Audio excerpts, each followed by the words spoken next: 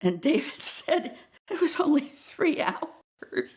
And Brock said, yeah, those pills work really great.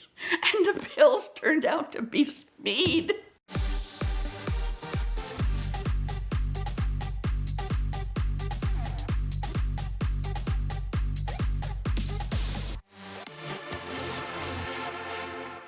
Well, I'd like to tell you a story about David E. Davis.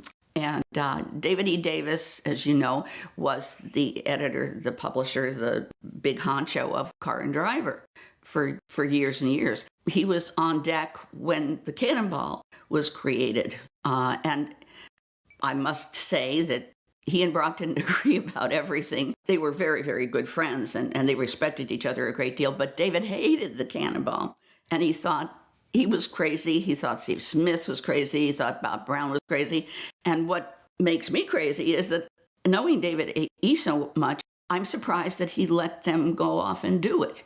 But he did. So, hats off to him, because he put his own feelings aside.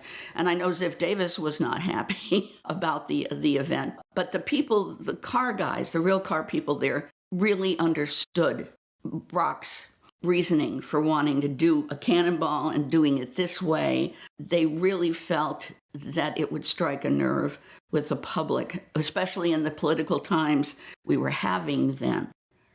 And that's the reason Brock did it as a serious kind of thumbing his nose at Nader and the establishment, much the way we're doing now. But there was no way to go against the system. And the only way they thought maybe was some humor and some common sense and some good reasonings for why they were trying to do this this promotion. So they really worked hard. It wasn't like, I think most people think that a group of 2 or 3, numbnuts guys got together and said, oh boy, this is going to be great. We're just going to go wreck some cars and drive fast and, go to New York, California. Boy, this is going to be really fun. And fun was, a part of it, but fun was serious fun with a purpose. So you had to know the players, and you had to know their hearts and their minds before you could make a real decision about the Cannonball. There's a funny story about David E. that Brock told me parenthetically to this driving thing. Brock and David was always on a diet. He was always on a diet.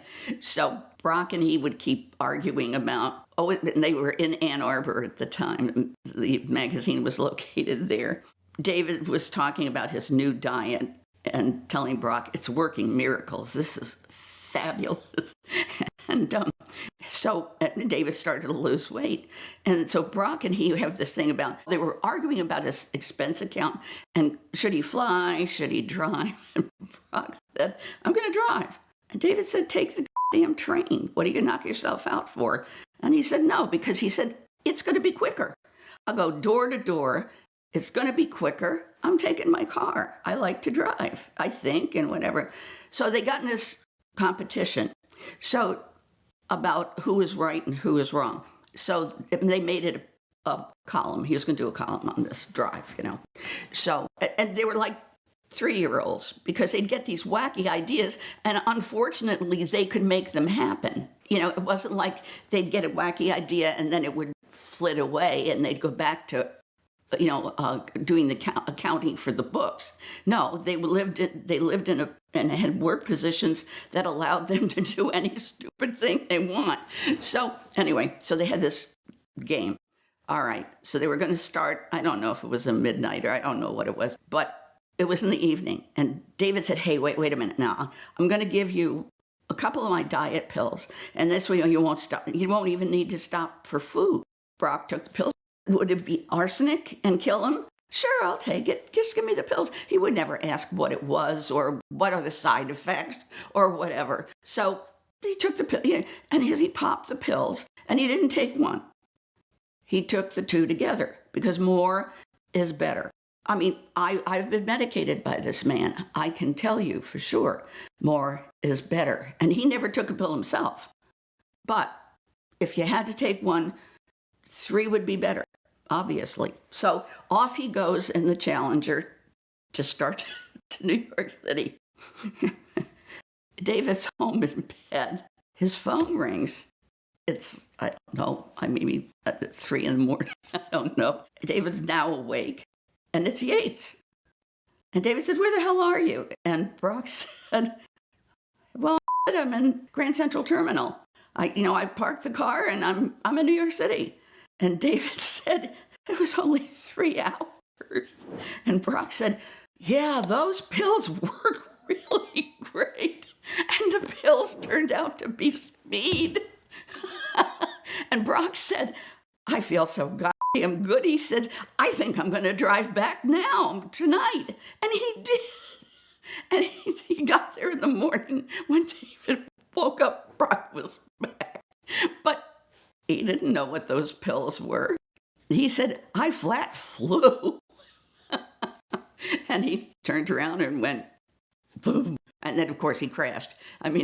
David said he didn't see him for a couple of days after that. But Brock was just kind of, whatever you told him, he took you at your word.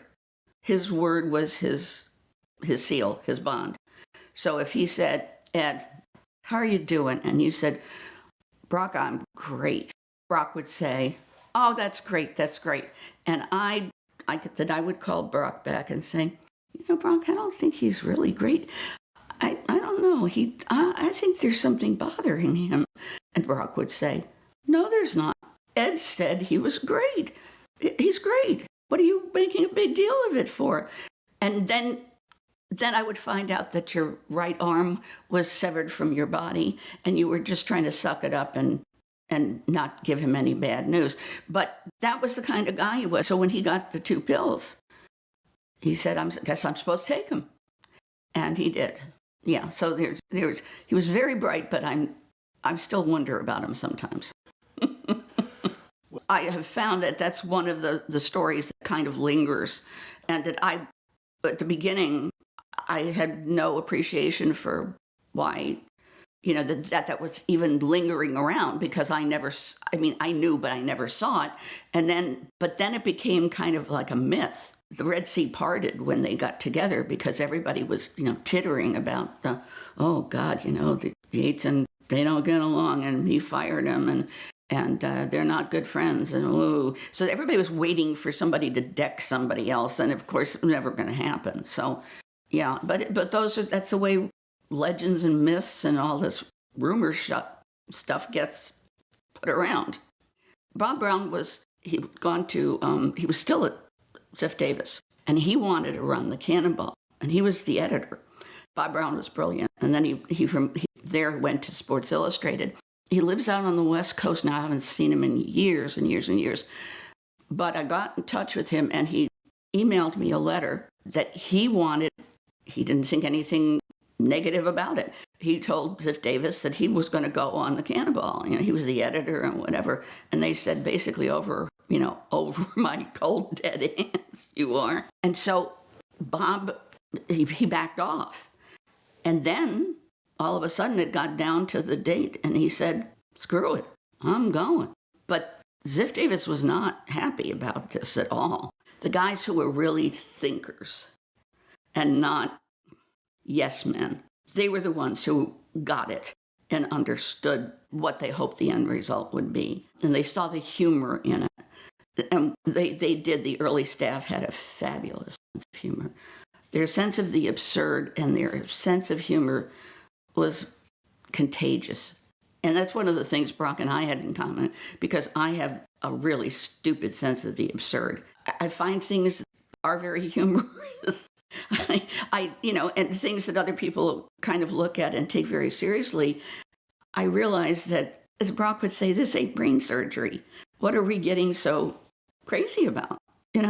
So there was this dual faction, warring faction in Car and Driver, but the magazine didn't like it at all, and I'm really surprised that David E. even let him get away with it.